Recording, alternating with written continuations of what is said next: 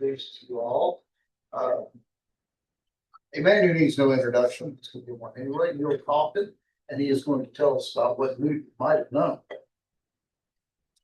Okay, so I did say I didn't know how to use the board. I think I will. I'm going to tell you about a result that I think Newton could have figured out and didn't, as far as I know. But Newton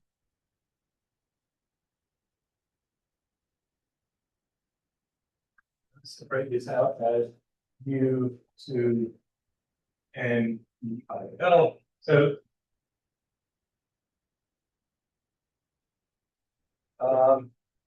I discovered this with some undergraduates a few years ago, and when I discovered it, it cannot be unknown.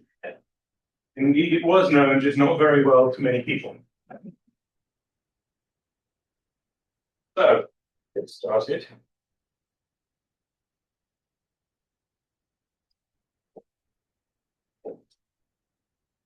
So this is about experimental mathematics. Those of you who have taken 3600 with me, I think there's 0 people in this room, will know my style.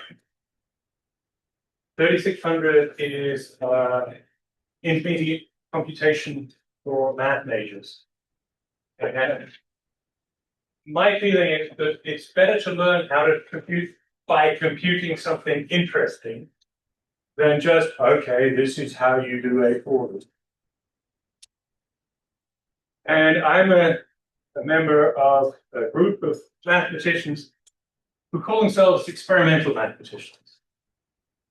And experimental mathematics is something I try and use in the teaching of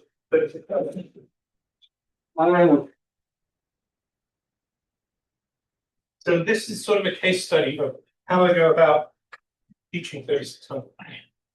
I was joint work with several students. A few of you may remember Catherine Kenyon. She was my master's student at the time, went on to do a PhD in ESED, tried in Florida somewhere. Killian Davis, Evan Haythcock, and Sylvia Wu were all undergraduates. Sylvia is now finishing up a law degree at Harvard, I believe.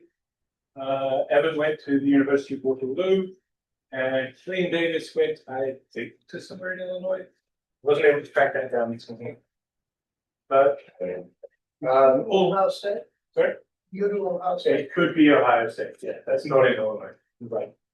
They all went, I think, to Hungary, to the Budapest semesters in mathematics. Unfortunately, they went in spring of 2020, winter of 2020, and got sent back halfway through because of the obvious things that went on in 2020. My thanks for Jim inviting me to give this talk and saying yes to this. My thanks to my co-investigators.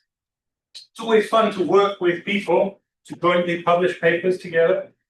The late John Borway, who is the person who told me about experimental mathematics, and with whom I wrote a couple of papers, and I wrote a chapter in a book that a bunch of us published. He had an infectious love of mathematics. He was a great friend and was a tremendous mentor. And to the students in here, when you become faculty members, find mentors. Find people who will teach you the things about becoming a successful faculty member that you don't have to learn on your own, unaided. Mentorship is wonderful. And of course, thank you to you, the audience, for turning up. If it was 2 of you, this would be much more ironic than this turnout. So, we're going to do experiments. We should probably ask the question, does math exist? Some of you have seen me ask this question before. Anybody have any opinions on this? Yes. Yes. Okay. So it does exist in the mind of mathematician. It exists in the mind of mathematicians. Is that the only place it exists? So I like to, many people say, well, we better hope that math exists after all we're studying it. But that leads to the obvious question, if so, where? And you're telling me it exists in the mind of mathematicians. Is that the only place?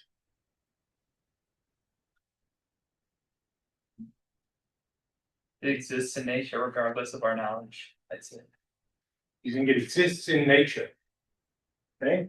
How are we dividing math? Or is it like, How are we defining math? That is a very good question that we're not going to answer. How are we defining exists? Another very good question that we're not going to answer. Because that's not what this talk is about. But a concept like pi, for example, or the fundamental theorem of arithmetic, or the Euclidean algorithm, are they universal? And I mean that in a literal sense. If we encountered an alien race that was advanced enough to travel light years, possibly many hundreds of light years, to visit it,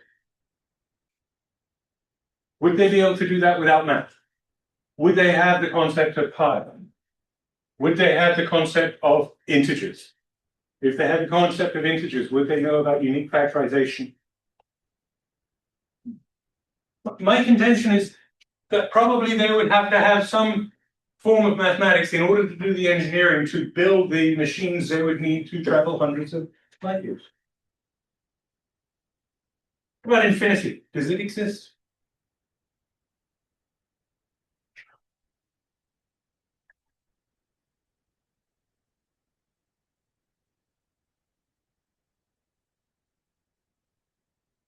Which one? Which infinity? Does infinity exist? As far as distance, I don't know. We need infinity. There are serious mathematicians who say no.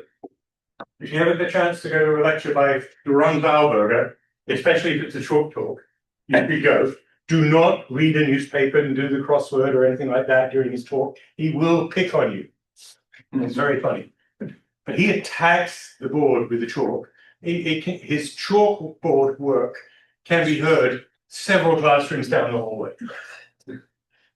And he is willing to share his mildly held opinions, his very strongly held opinions, that infinity does not exist.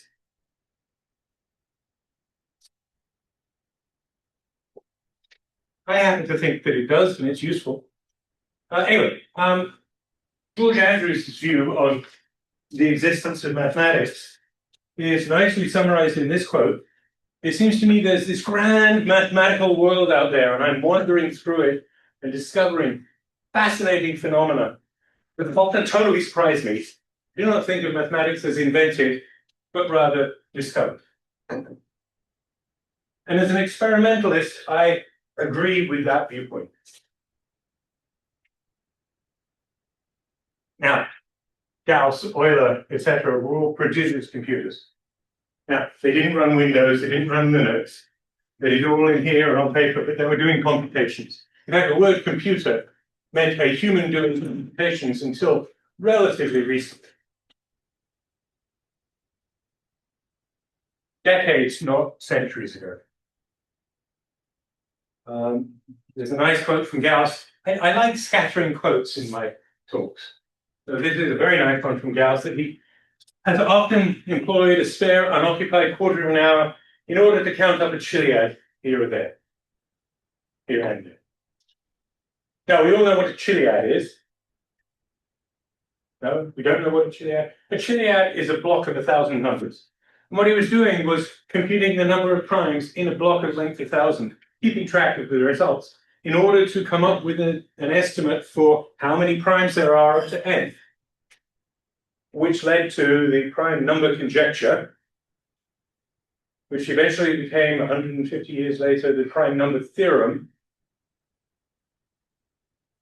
And curiously, the prime number theorem was proved by two different people independently in 1896, the same year. Similar but different proofs. And it was not that, in some sense, it was that mathematics had progressed. We've made enough progress in developing new mathematics since Gauss that they were able to put the new work together and mathematics was ready for a proof of the prime number theory.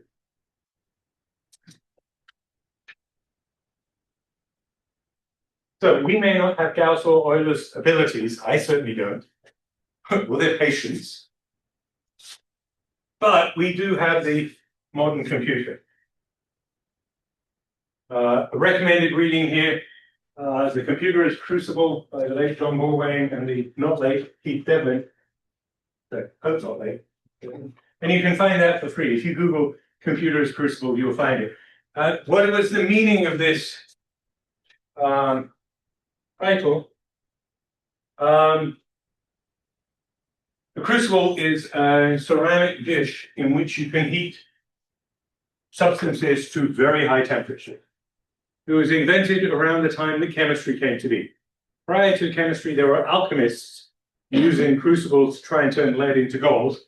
In fact, it's recently been done, but it's an extraordinarily expensive process. Within the last month or two, I've seen this announced in serious scientific journals.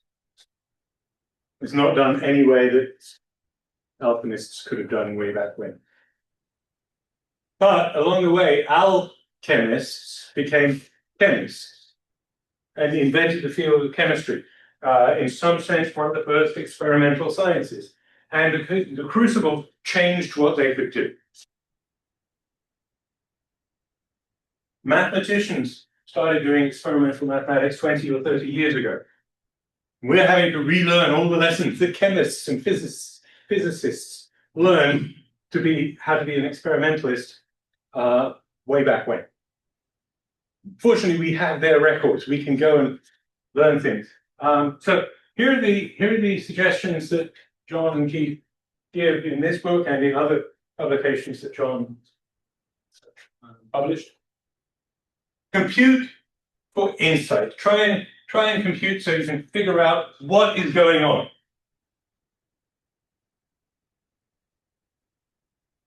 Make conjectures. You get some data, you make a conjecture. Once you have a conjecture, you want to be able to test it. So don't burn all your data on creating a conjecture. Use the first half of your data to come up with a conjecture and then test it on the second half of the data. Or pick a random sample of your data, create a conjecture, and then use the remaining data to test the conjecture. And you test conjectures. If you can generate more data, once you've got a conjecture, generate more data. Don't just believe the computer. You'll find things that are not correct. Pictures can be priceless. If a picture's worth 1,000 words, why does it take 10,000 times as much memory? But pictures can be priceless. You can see things in pictures that are worth way more than 1,000 words. Whenever you make a claim, check it computationally if possible.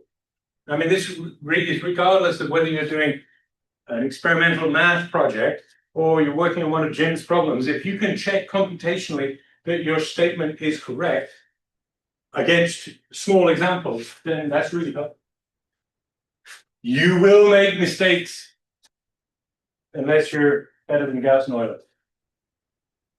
Trust me, you're not. You will make mistakes. Occasionally, you'll make a serendipitous mistake. You'll write down something that is not what you thought you were writing down, but it'll turn out to be an incorrect deduction, but actually true. And you'll have discovered something. Stick with that. You've got it now. Try and figure out why the heck it's true. And remember that just because your calculations match so far, they might not later. My favorite example of this is an approximation to pi. On the left-hand side is the square of an infinite series. And a moment's thought should tell you that that looks like an integral of the form e to the minus x squared. And when you integrate e to the minus x squared from negative infinity to infinity, you get square root of pi showing up. So when you square this, it shouldn't be a surprise that you see pi. And in fact, it is not pi, but it's pretty close. It's more than 40 digits. So you compute 40 digits of this and you'll think it's pi. Actually, I made a mistake. it's actually correct for more than 40 billion digits. And if I wanted to do a quadrillion digits instead, I could easily do that by just changing the 10 to the 5 and the 10 to the 10 to bigger numbers. The 10 to the 10 is indeed 10 to the 5 squared. So I could put 10 to the 10 in here and 10 to the 20 in here, and I would get an equivalent thing with way more than 40 billion digits.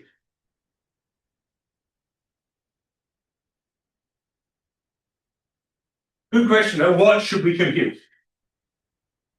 This compute for insight, what should we compute?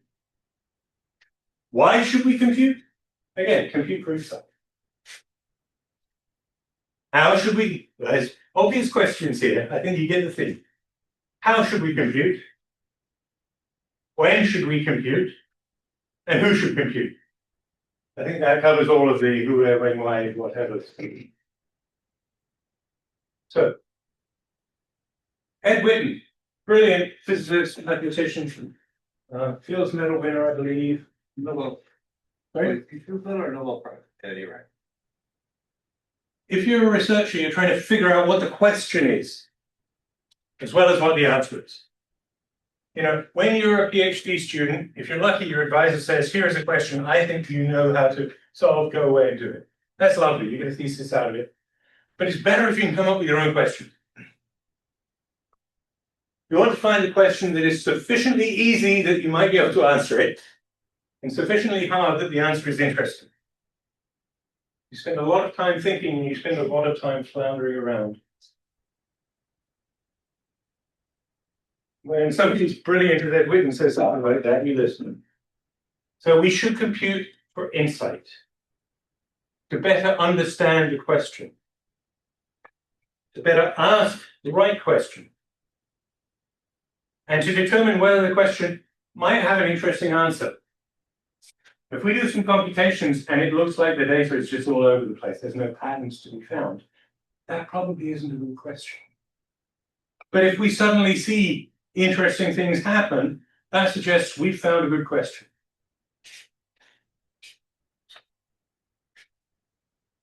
And we should compute in hopes that our improved insight helps us answer a question. How should we compute? Well, we should use appropriate tools. I like using Sage, Sage Math, CoCalc. If you want to be able to use Sage, get in touch with me. We have a server on campus. There's also cocalc.com. I used to use Maple a lot because I did my PhD at the University of Waterloo, where Maple was developed, and I was friends with the people who were writing the code for Maple. So it was a natural choice. There's Mathematica, which I really don't like, but I know a lot of people who really do. So if it's your bag, use Mathematica. Magma, MATLAB, these are the three big M's, and they're all expensive. Sage is free and open source. And mathematicians, in some sense, were the original open source community. It used to be that mathematicians would fight in the town square over how to find roots of cubics. I can solve this cubic, can you? And it was a public event. And then a few hundred years later, mathematicians invented the idea of a journal where they would write up their results with proofs. They wouldn't say how they got to the proof, but they would say what the proof was. So they were being open about some of their methods and closed about some. But the idea of publishing your proofs in journals was it really did make mathematics in some sense the first open source community. And so I gravitate towards open source software. I don't mind paying for it, but I want to be able to know what's going on under the hood. There's a very nice story that there was an error found in Maple about 20 years ago, that it got the partition function wrong, somewhere far out. And it happened to be a partition of something times 5 plus 4. And Ramanujan had shown that all such partition numbers are divisible by 5, and Maple returned a number that was not divisible by 5. So it was clearly either Maple was wrong or Ramanujan was, and in those two, I'll pick Ramanujan not being wrong. And indeed, what had happened, mathematicians were able to go in and look at the code because Maple has a more open attitude to code than Mathematica. And we could see that what happened was there was a finite sum where if you took it to the right number of places, the nearest integer would be the partition function. And Maple computed one too few times. And it was off by one. And then it got fixed relatively quickly. And at the time, the Sage community went, wait, we could check ours. And they checked, and they did not have this error. But if they'd had the error, they would have fixed it even faster than Maple did. If Mathematica had had the error, it would have been much harder to figure out what the error was, let alone get the code fixed to correct it. You can also use C++, C, Python, etc. A very important tool is the online encyclopedia of integer sequences. Anybody not know about the OEIS? Okay, good. OEIS is a brilliant project. You can tell it's good because it was invented by somebody named Neil. Neil Sloan, brilliant mathematician / computer scientist. And there used to be a tool that I'm still trying to get back into shape. I'm not the one who's going to host it. It needs somebody young and brilliant to do that. And I'm neither. You would give it the first 16 or 20 digits of a real number, and it would tell you some good guesses for numbers that are near to it, what it might be. Does it satisfy, does it have a nice continued fraction, for example? It was maintained by people associated with John Borwein. John died almost 10 years ago, and it has slid into defunct status now. But I know people who are interested in getting it started up again. So when should we compute? Well, basically the answer is going to be always, but let's say at the beginning, when you're trying to figure out a reasonable conjecture, just play. Mathematics is about play, fundamentally. That's why we enjoy it and the general public doesn't. They haven't figured out the rules. In the middle, when you're trying to understand why the conjecture is reasonable and might be true, can you do computations that suggest that yes, this conjecture is reasonable? And at the end, when trying to prove the conjecture, and actually afterwards as well, when writing up the proof, I encourage everybody, if they don't know LaTeX, to learn it. Once you've learned LaTeX, learn pretext, which is a product that builds on LaTeX in a way that makes it more accessible. And there are very good reasons to try and make mathematics accessible to people who have, for example, vision problems. And there are ongoing efforts nationally and probably globally, but there's very good reasons for it nationally. There's a law with a due date coming up at the end of April that we're not going to meet. No university is going to meet in order to get all of our documents that are available online into a form that is accessible. And there are reasons why it's really hard to do in mathematics, and I think that pretext has a reasonable chance of being able to work on that. Okay, who should compute? I have a nice answer for this. You should, I should. Everyone except Fields Medal, Tim Gowers. Actually, Tim probably should too, but I love this quote. This is 15 or so years ago. I'm interested in programming, but have been until very recently favored an extremely high-level language called blog. He wrote, and still writes, a very influential blog about mathematics. The principle of this language is that you describe in English in a blog post or comment what you want an algorithm to do, after which a probabilistic process operates. At the end of this process, if you are lucky, your description gets translated into a language that a computer can understand, and the algorithm is implemented. The amazing thing is that one often is lucky. I believe that blog is closely related to a language called grad student that various mathematicians have used in the past. And I've actually programmed in undergrad. I think it only works for Tim Gowers. It might work for Terry Tao. Like Terry Tao already programmed. Not many people. I mean, both field medalists, both famous, both influential, and both generous with their time and ideas. Tim was a year below me at the university, and it was very humbling to hear the number of people say, Tim's best undergraduate mathematician we've had for decades. Yep, he is. He was. He may be still the best they've had for decades. So, these slides were written for an audience, not just Clemson. I'm reusing slides. Always reuse code if you can. Always reuse ideas if you can. Reuse text if you need to. So some of this you may know. I don't think any of you have taken 3600 from me, so I'll talk a little bit about it. It's intermediate math computing. I teach it as experimental mathematics. Open questions to explore, and sometimes questions where the answer is known, but they're still fun to explore. And projects that I've given in the past include the 3n+1 problem, Goldbach's conjecture, the Kolakowski sequence, do various real numbers, look random, Newton's method of continued fractions, etc. So, in each of these cases, these are open problems. And we can compute to determine whether they look like they have good answers, yes or no questions that have good answers. Is Goldbach's conjecture true? It certainly is, we just can't prove it. Is the 3n+1 problem, does everything end up back at 41? Yes, absolutely. I have no doubt. I would stake a lot of money on that. I don't know how to prove it. Nobody does.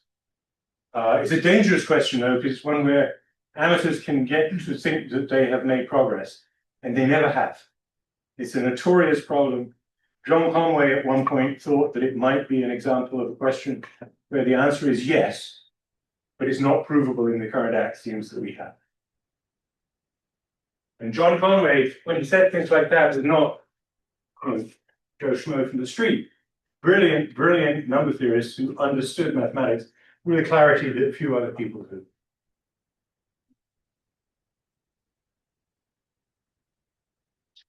Another quote is kind of irrelevant, but I like it. It sort of shows how far we have come since the 14th century, 15th century. A wealthy German merchant seeking to provide his son with a good business education consulted a learned man as to which university in European institution offered the best training. If you only want him to be able to cope with addition and subtraction, the expert replied, then any French or German university will do. But if you're intent on your son going on to multiplication and division, assuming he has sufficient gifts, then you will have to send him to Italy. And now we teach these things in the low grades in elementary school.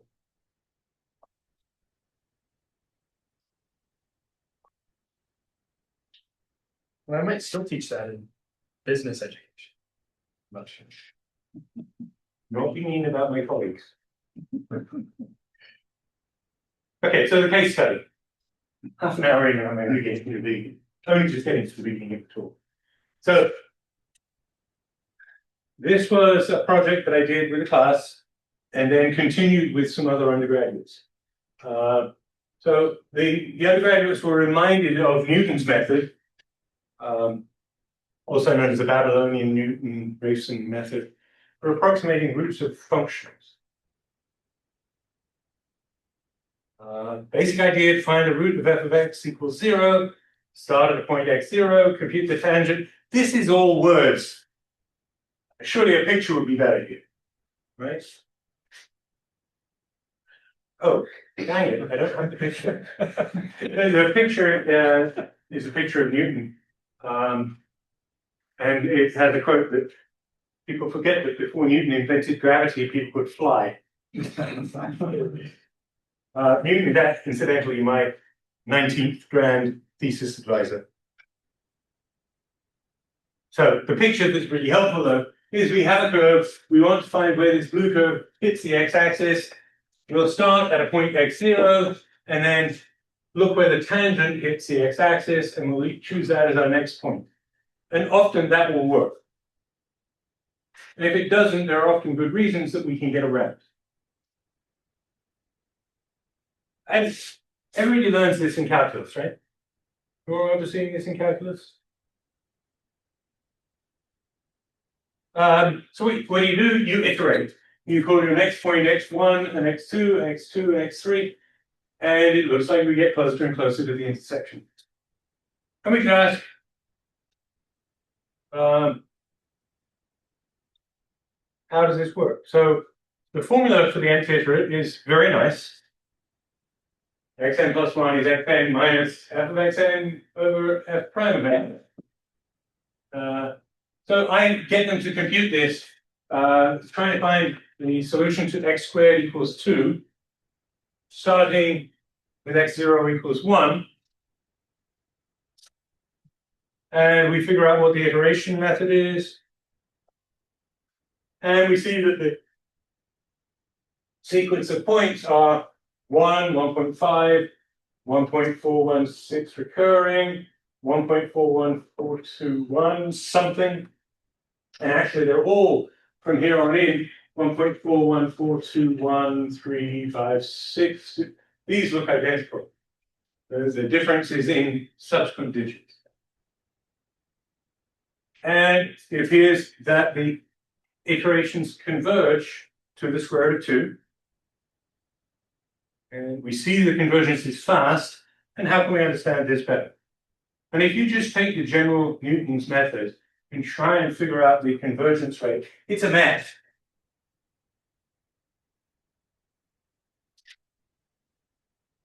So, assignment 2, these are all rational because this function here, if you have a rational xn and you compute an integer polynomial or a rational polynomial at xn and the derivative of that at xn, you'll get rationals. So the iterations are rational numbers if you start with a rational number and the f is nice. So can we spot a pattern when we compute these as rational numbers? Everybody's nodding sagely. So far, the patterns don't seem to me to be obvious.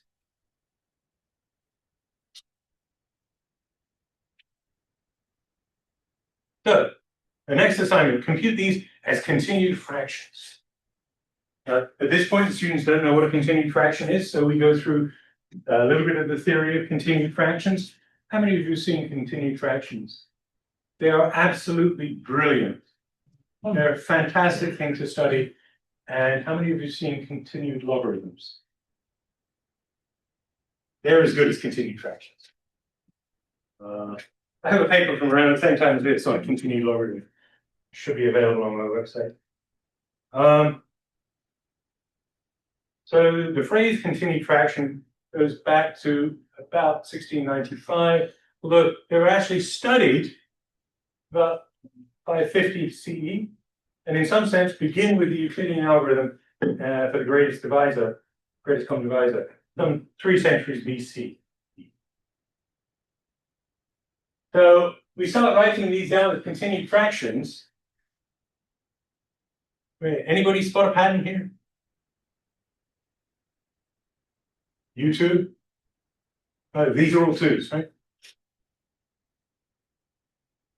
The pattern is clear. X1 has 1 2, X2 has 3 2s, X3 has 7 2s, X4 has 15 2s, Xn has 2 to the n minus 1 2s. So if you take those terms and throw in the continued fractions that don't have 2 to the n terms but have k terms, there's a whole bunch that we're missing. You just throw in the same pattern and compute the numbers and then throw it into OEIS. Find patterns, learn about continued fractions, and use that denser sequence to find what's going on in OEIS. And then we can identify AN and BN as explicit functions of root 2 and n. We can use OEIS to help. Use Wikipedia to learn about recurrences for continued fractions to prove that the expressions are correct. Use induction and Newton's recurrence to also show that the expressions are correct. So more than one way to do this. And what we find is that the fractions we get are an over bn, where an is this rather beautiful sum of expressions of the form 1 plus root 2 and 1 minus root 2. And bn is a similar looking expression. The only difference is there's a root 2 in the denominator out front, and there's a plus sign at the top and a minus sign at the bottom.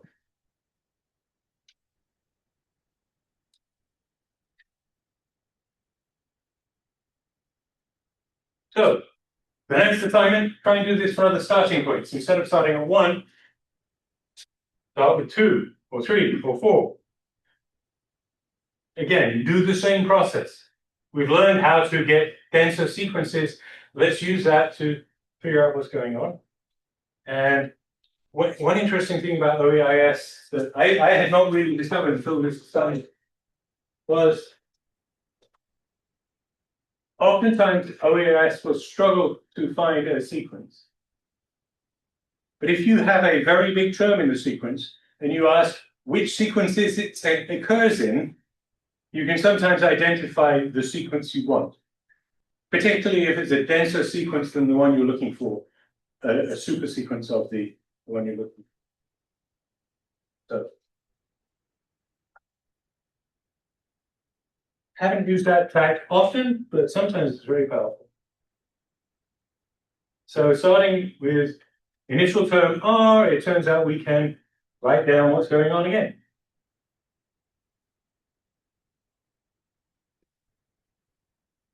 Next, try changing values of m. So approximating root m instead of root 2.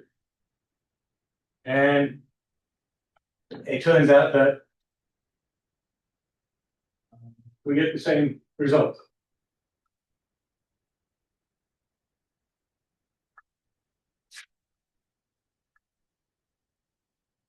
So at this point, we've discovered and proven a very pretty result, which, while not new, was certainly not well known. The class moved on to a new project and the work was put aside. And then with my students, I collaborated on this, we turned to, can we do anything more? The original question about the rate of convergence, writing x0 as what we want times a multiplicative error 1 plus epsilon. And then what we get to in the nth term, what we want, square root of m, times a multiplicative error 1 plus epsilon sub n. So x0, this could be 1 plus epsilon 0, and probably should be. Now, applying Newton's method directly is somewhat messy, but if we look at the exact formula achieved by the class, we obtain a much prettier expression. So an over bn is this beautifully ugly formula involving slopes of m, pluses and minuses. And that is the square root of n times 1 plus epsilon n. And if we write x0 is root m times 1 plus epsilon, and xn is root m times 1 plus epsilon n, what we find is that epsilon n is 2 epsilon 0 to the 2 to the n, divided by 2 plus epsilon 0 to the 2 to the n minus epsilon 0 to the 2 to the n. Slightly messy, but profound and beautiful. And notice that this is saying that if you want to compute the iterates of Newton's method on a quadratic, certainly on a quadratic x squared plus n, we get an exact formula for the nth term.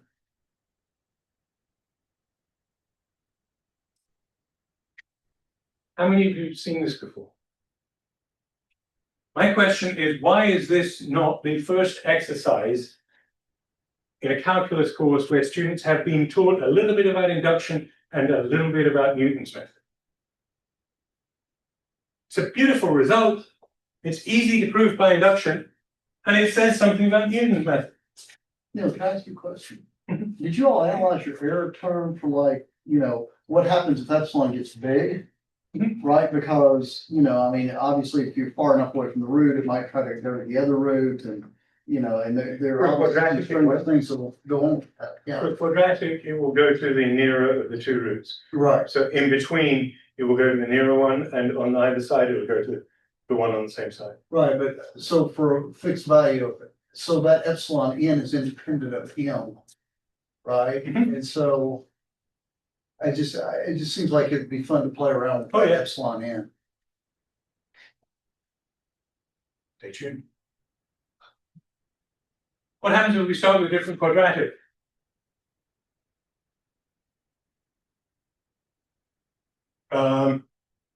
So for example, we could start with a different equation defining the same root, square root of n. Things work. The thing that changes is if you have a repeated root. So if you try and solve x squared equals 0, or x plus root 5, x minus root 5, x plus root 5 squared, you'll get a different behavior. It's much easier behavior. The moment's thought will tell you you're getting epsilon dividing by 2 every step. What if we start with a different conic? Or what happens if we start with non-quadratics? Are there any nice patterns? I've not been able to find any nice patterns for other than quadratics, cubics. There are good reasons why we expect something for quadratics, namely that we understand the way that continued fractions work for square roots of integers. They turn out to be ultimately periodic. And that doesn't happen with cubics. So we're not able to find such nice patterns in the continuing fractions, and therefore we're not able to find such nice answers, which sucks, but that's just life. So everything we were doing so far was to do with the square root of m, where m is positive. And it works for non-integer m. It works for any real m greater than 0.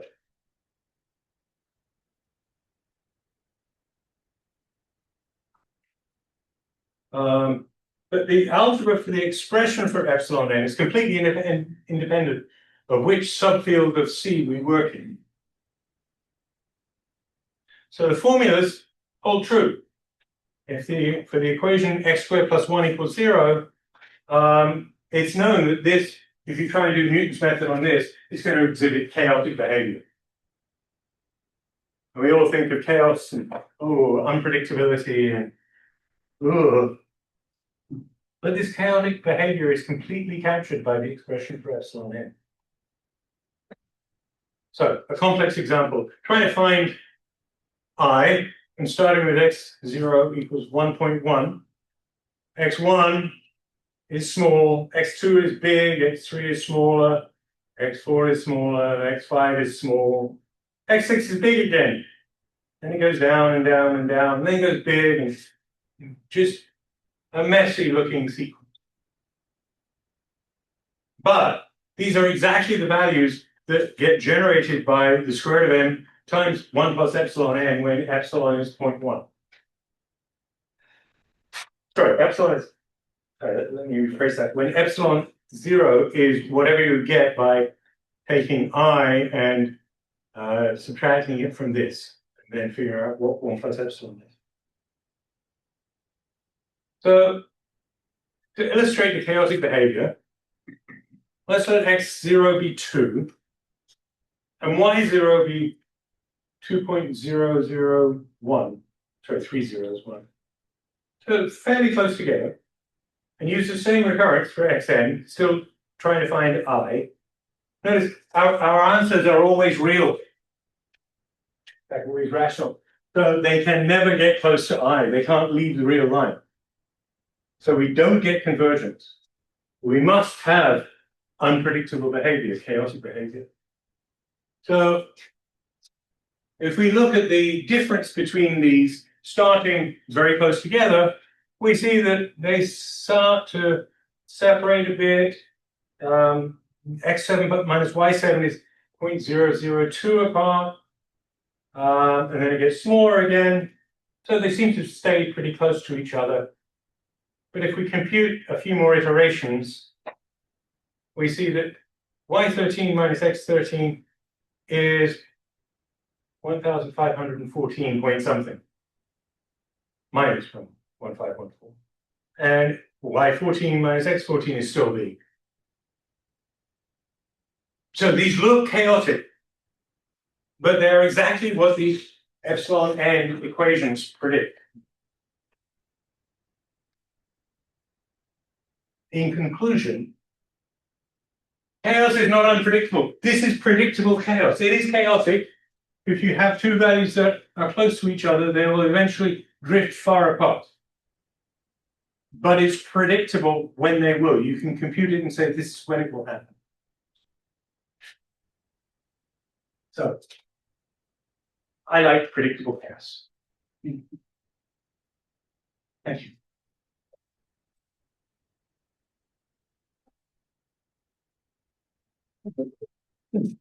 Questions? Yes. So you had like your target point was in the complex plane, so Yeah. you'd have chaotic behavior. But do you have instead another iterative method that would like get you to the point that minimizes the distance from that? That's a good question. I think the answer is probably quite complicated. I have not explored which points will actually converge to I by this method, but it's clear that starting with a real number absolutely will. Right. Other questions? You mentioned, I don't actually remember exactly what it was called, but some kind of like inverter online. It's no longer online, but I was wondering, I don't know if it's still up, but doesn't I think his name is Simon Plouffe run something similar, like He wrote the original online inverse symbolic calculator, and I don't think he is involved with it anymore. There was some unpleasant bad blood between Plouffe and Orway, some misunderstanding somewhere that makes me very sad because it was a very productive collaboration for a while. But yes, Simon was involved. What would happen with these continued fractions if you put in an imaginary number, like 1 over I plus? Try it. No, it's a good question. Go away and try it. I don't know off the top of my head what will happen, but that doesn't mean it's a bad thing to try. I think it sounds like a great question to explore. Because potentially could lift you off the real line. Maybe it would still, maybe it could. Maybe you find something interesting. If you do, please let me know. Other questions? Ben, I saw your hand a moment ago. Maybe it was related. So did the student try to build the convergence of the continued fraction when they were used to I can't hear you. okay, yeah. Did the students ever try build the convergence of the continued fraction for the imaginary units method? So again, I think it's a great question. I don't know the answer. The students did not try it. Continued fractions work best on the rationals or the reals. They will give you, in some sense, best approximations to real numbers, and that's why they are so useful. But I'm not familiar with the way to extend continued fractions to complex numbers. There probably are ways. So you were saying that cube roots don't have continued fractions as No, cube roots don't have nice continued fractions, as nice as quadratic irrationals. Quadratic irrationals, a number is a quadratic irrational if and only if its continued fraction is ultimately periodic in a non-trivial way. So some junk and then a repeating piece. And it's fairly easy to show that such continued fractions are quadratic, and quadratics do something of that nature. In fact, it resolves that continued fraction. Will the periodic bit happen with any even powered polynomial, or is No, it it's just special quadratic. only to? It is just quadratics. Otherwise, we can do lots of nice things with other things, but no. Other questions? Okay, let's thank you.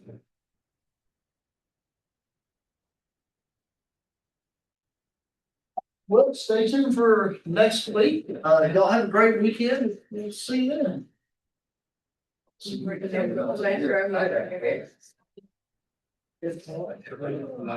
had a student, yes, you. Smile. It's Thinking. That's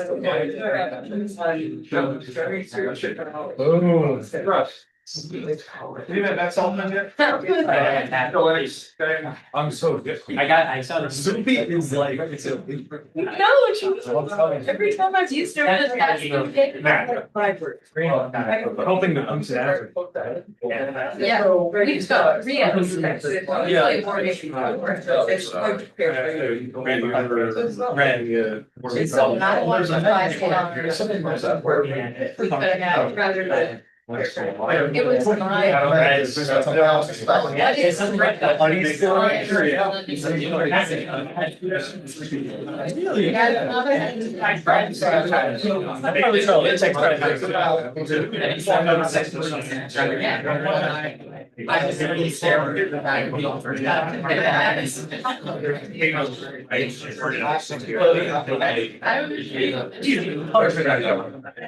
There's no.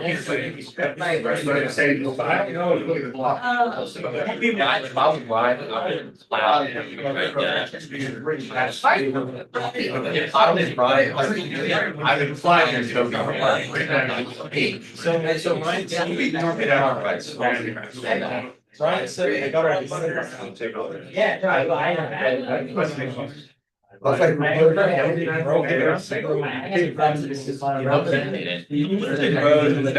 I got a kind of sauce, yeah. How much?